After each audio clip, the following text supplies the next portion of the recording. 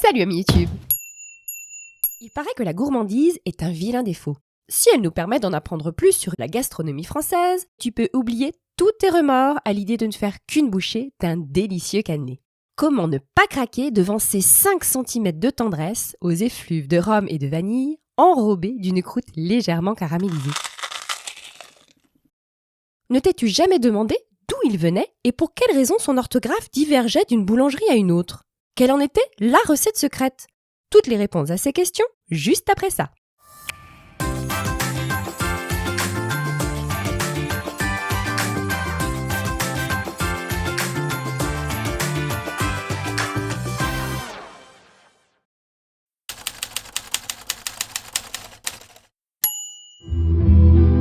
Écoutez cette histoire que l'on m'a racontée.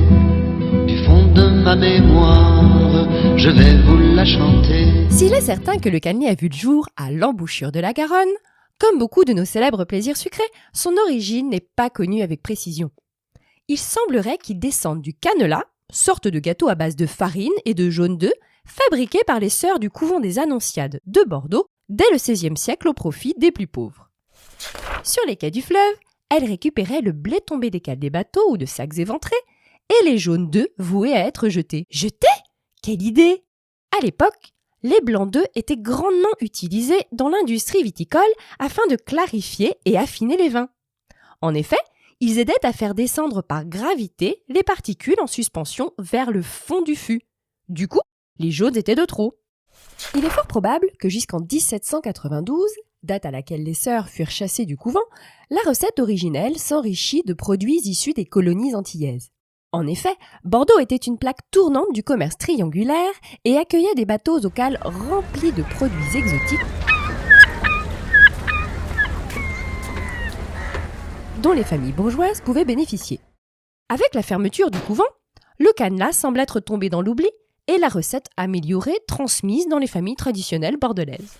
Il faudra attendre presque 150 ans pour voir réapparaître une recette fort semblable contenant du rhum, de la vanille et du sucre. Alliance somme toute logique donc pour créer une gourmandise typiquement locale et alors nommée le cannelé de par son origine supposée et la forme dorique de son moule en hommage aux colonnes du grand théâtre de la ville. Il devient alors un incontournable des boulangeries de la région avant de passer de mode après la Seconde Guerre mondiale. Il reviendra en force dès les années 80, notamment car Jacques Chaban-Delmas, alors maire de Bordeaux, le choisit pour emblème et en 1985, 88 pâtissiers se réunissent pour créer la confrérie du cannelé bordelais et établir le cahier des charges de ce tout nouveau symbole à la recette précieusement gardée.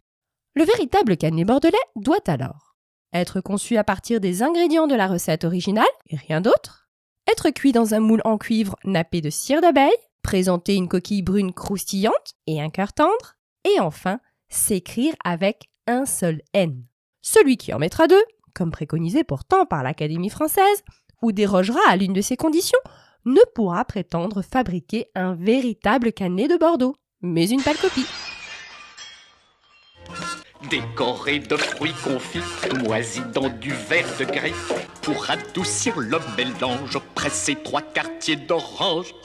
Je vais en mettre un 100. Pour réussir un véritable cannelé de Bordeaux, l'idéal, c'est de privilégier des produits frais en provenance directe des producteurs. Il te faudra, je note, un demi-litre de lait entier fermier, 125 g de farine, 250 g de sucre, 3 jaunes d'œufs de la ferme, 2 gousses de vanille, 100 ml de rhum brun, 30 g de beurre et de la cire d'abeille. Première étape, porter à ébullition le lait dans lequel tu auras mis à infuser les gousses de vanille, préalablement fendues et grattées pour optimiser la dispersion de leurs grains. Deuxième étape, mélanger sucre et jaune d'œuf. Y incorporer le beurre fondu refroidi, puis ajouter la farine et le rhum. La troisième étape consiste simplement à ajouter progressivement le lait refroidi.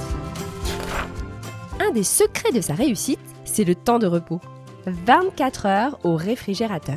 Un second, le lendemain, bien nappés de cire d'abeille, les moules de cuivre légèrement tiédis, sans créer d'accumulation à leur fond.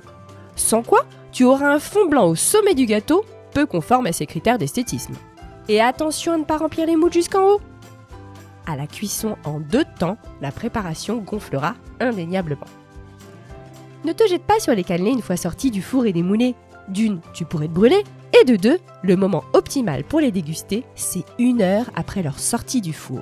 Et voilà, le cannelé n'a plus de secret pour toi. Si tu as envie d'en goûter d'excellents lors d'une visite dans la région bordelaise, tu peux toujours t'arrêter dans une boutique La Toque Cuivrée ou chez Alain Guignard, au Moulot sur le bassin d'Arcachon. Ils y sont véritablement délicieux et le coin est juste sublime. Tu pourras t'en rendre compte dans l'une de mes prochaines vidéos.